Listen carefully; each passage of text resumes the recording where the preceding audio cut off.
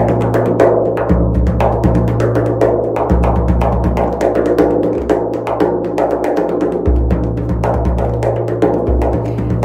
بالله من الشيطان الرجيم بسم الله الرحمن الرحيم لا إله إلا الله محمد رسول الله السلام عليكم. Welcome to the Legacy of the Prophets podcast. It's Miriam here with you, hoping to light up your hearts. Make yourselves comfortable. The hearth is lit, the embers are glowing, the stars are twinkling, and our journey begins. This is episode 5, the story of Prophet Nuh, aleyhisalam, the story that spread round the world. Oh Allah, we turn to you in this story because we're weak and helpless and we have heard your warning.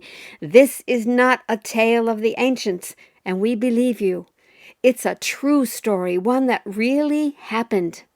If we had been there, we could have reached out and touched the goats as they patiently and without any stubbornness at all boarded the ark, and seen the black glowering sky before it opened its doors, and heard the deafening crash of waters meeting from above and below, and smelled their unforgettable churning, swirling smell, and tasted the sweetness of the peace and safety inside the ark. Yeah, Sayidina Nuh, you stayed with your people for 950 years and they would never listen to you. And now Allah Mighty and Majestic has made sure that practically everyone on this planet has heard of your story. Peace and blessings to you from all the worlds of beings, Prophet Nuh. Bismillahir Rahmanir Rahim. La ilaha illallah Muhammadur Rasulullah. Rabbi shrah li sadri wa yassir li amri wahlul uqdatam min lisani yafqahu qawli. We remember back through some 9 generations. But back to the life of Qabil, son of Adam. Remember how he murdered his brother Habil in rebellion and left his home and parents with his twin Iklimiyah? The traditions say that they married each other against the will of Allah, and they settled in the grasslands where living was easy. They would have borne children who grew up and had their own children until a whole tribe of people would have formed from them. They were people clearly on the way of Shaitan. He was keeping his promises. They lived forgetting who was creating them or being mindful of any responsibilities they might have towards that creator. Shaitan kept his promises and made the bad seem good in their eyes. He used the comforts and amusements and pastimes to allure them into forgetfulness. And eventually they found their way to useless pursuits and probably learned to make drinks with alcohol and spent their lives amusing themselves without any thought of the unseen realities of life. Meanwhile, Adam's aleyhisalam and Hawa's other children married in the way of Allah's pleasure, and their children grew and also married and have more children until there was a tribe of people following the teachings of Adam aleyhisalam, and then of Sheth, and then of Idris, peace upon them all. And thus it happened that on the earth there was a group of people on the way of Shaitan and a group of people on the way of Adam aleyhisalam, just as Shaitan had intended in his promise, and just as Allah Mighty and Majestic had given his permission and said would happen.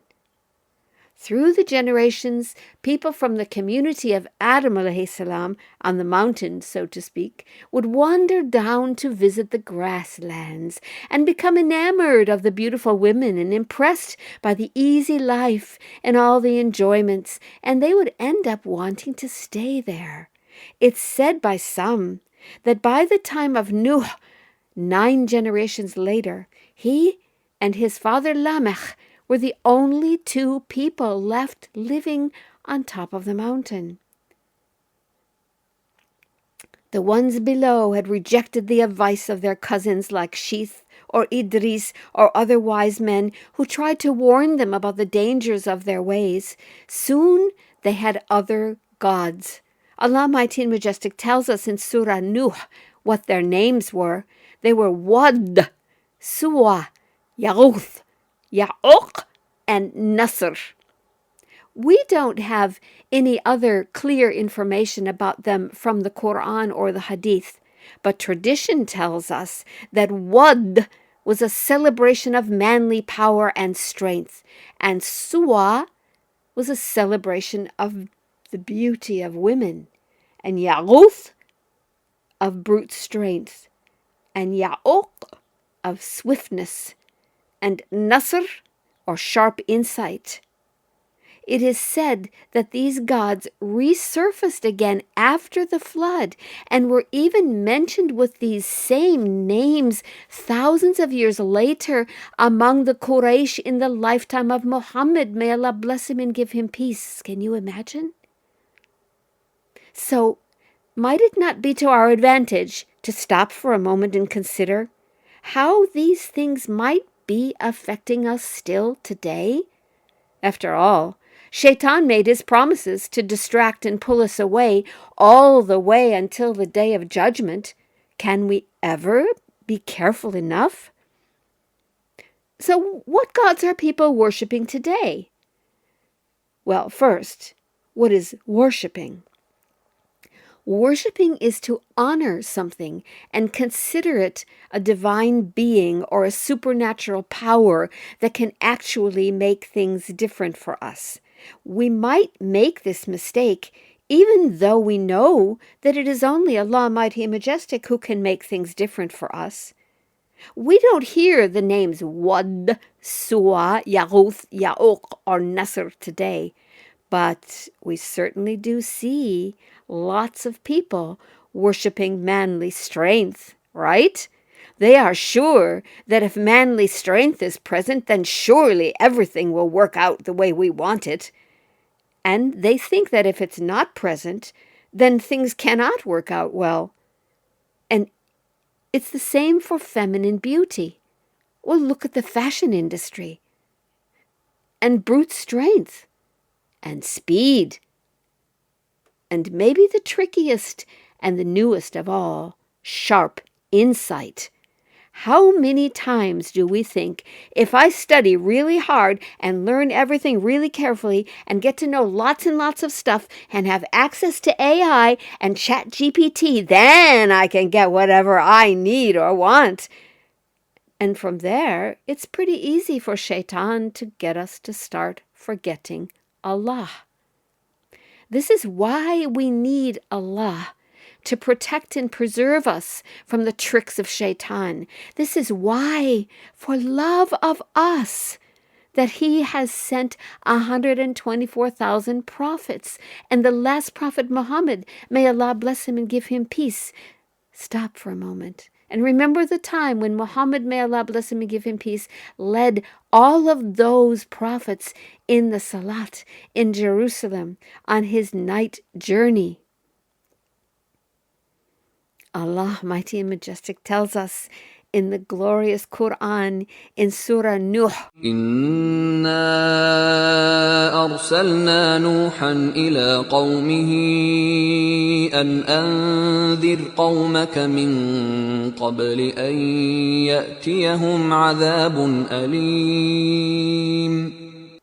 We sent Nuh to his people with the command, warn your people before there comes to them a grievous penalty.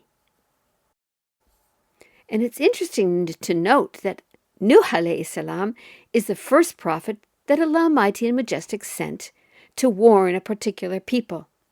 Adam aleyhisalam came as the embodiment of that warning and the clarity of how to live in peace and generosity and openness and submission to Allah. But Nuh aleyhisalam is the first who brought a message to a particular people, the descendants of Kabil.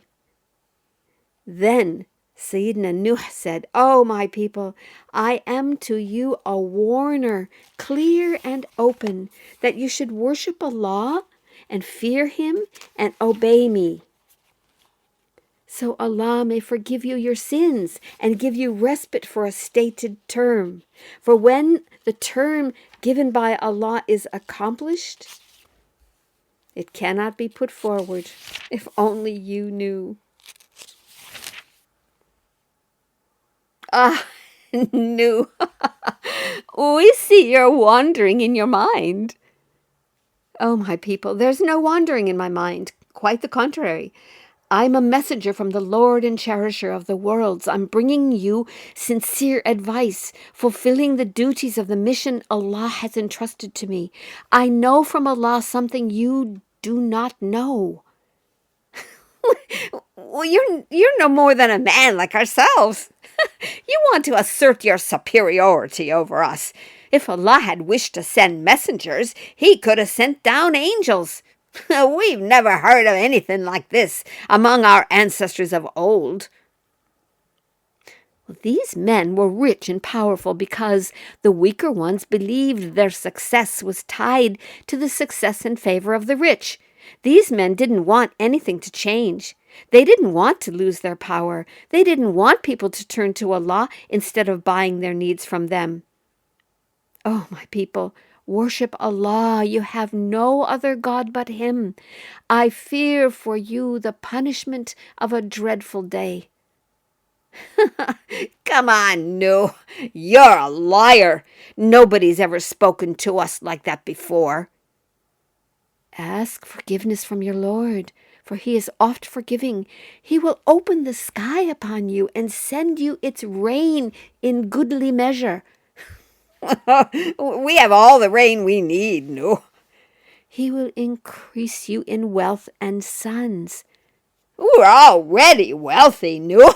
We've worked hard to make ourselves wealthy. He will bestow on you gardens and rivers of flowing water. Our slaves have made us beautiful gardens. What? Do you not see how Allah, mighty and majestic, has created the 7 heavens, one above the other, and made the moon a light in their midst, and made the sun as a glorious lamp? And Allah has produced you from the earth, growing gradually, and in the end He will return you into the earth and raise you forth at the resurrection. And Allah has made the earth for you as a carpet spread out, that you may go about therein on spacious roads. You are possessed, Nuh. Just wait. Leave him for a while. I am to you a messenger, worthy of all trust. So fear Allah and obey me. No reward do I ask you for it. My reward is only from the Lord of the worlds. So fear Allah and obey me. But no! Look at the ones who follow you. They're the lowest of the low. How can we join them? How can we believe in you when you are attracting the dregs of humanity? Yeah, no. Send away the ragamuffins, and then we'll consider what you're saying. My people, I ask you for no wealth in return. My reward is from none but Allah. But I will not drive away in contempt those who believe, for verily they are to meet their Lord, and you, I see, are the ignorant ones. Who would help me against Allah if I drove them away?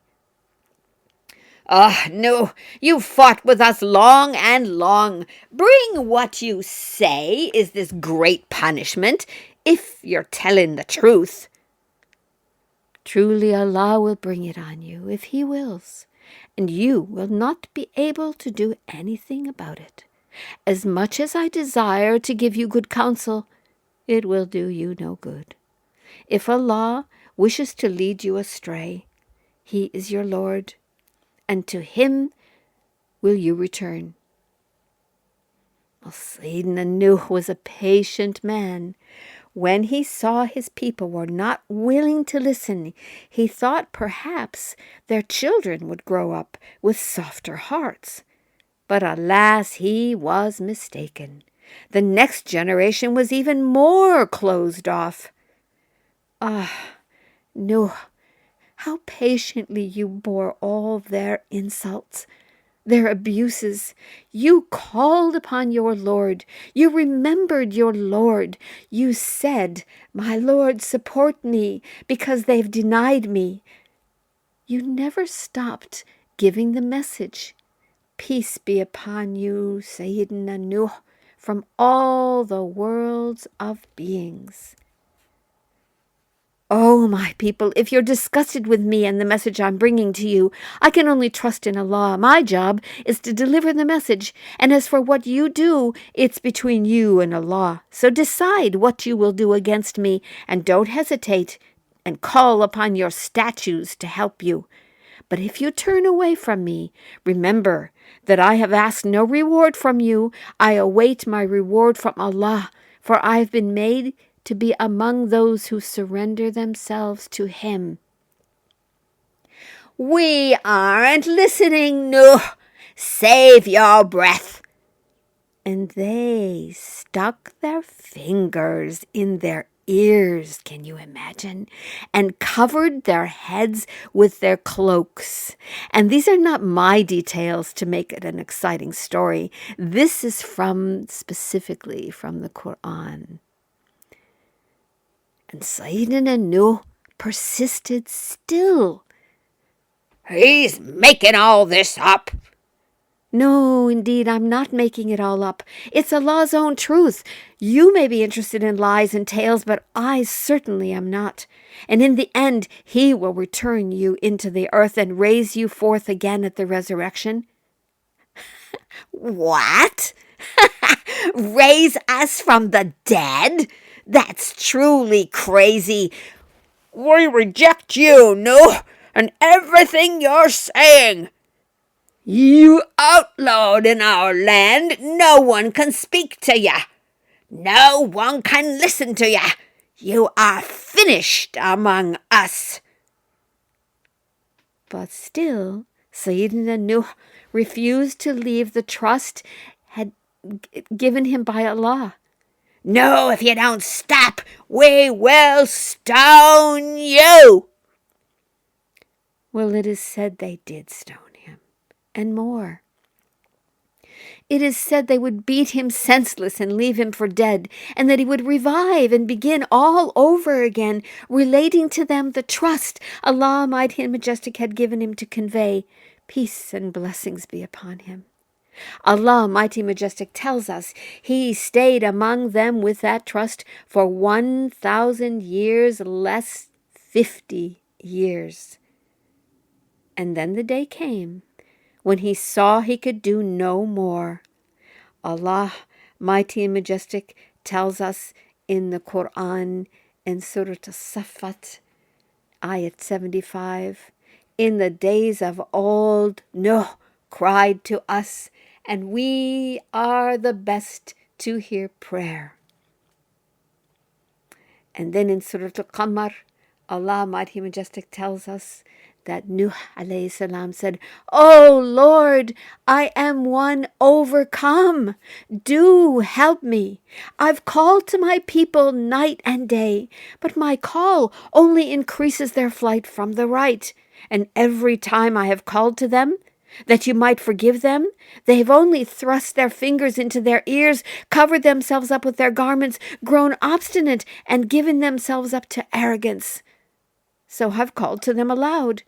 Further, I've spoken to them in public and secretly in private, saying, ask forgiveness from your Lord, for He is oft forgiving. Oh, my Lord, they have disobeyed me. But they follow men whose wealth and children give them no increase but only loss. And they have devised a tremendous plot. They're always talking about their gods, Wad, Suwa, Ya'uth, Ya'uq, and Nasr. They've already misled many. So grant no increase to the wrongdoers, except to go further astray. And then Allah Mighty and Majestic revealed to Sayidina Nuh None of your people will believe, Nuh, except those who have believed already. So grieve no longer over their evil deeds. Oh, my Lord, don't leave of the unbelievers a single one on earth, for if you leave any of them, they will but mislead your devotees, and they will breed none but wicked, ungrateful ones. Oh, my Lord, forgive me, my parents, all who enter my house in faith, and all believing men and believing women, and to the wrongdoers grant no increase, but in punishment.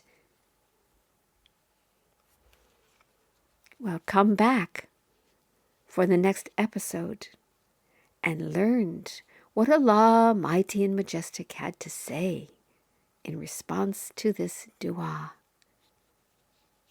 Ma salama. Ila liqa. Until we meet again.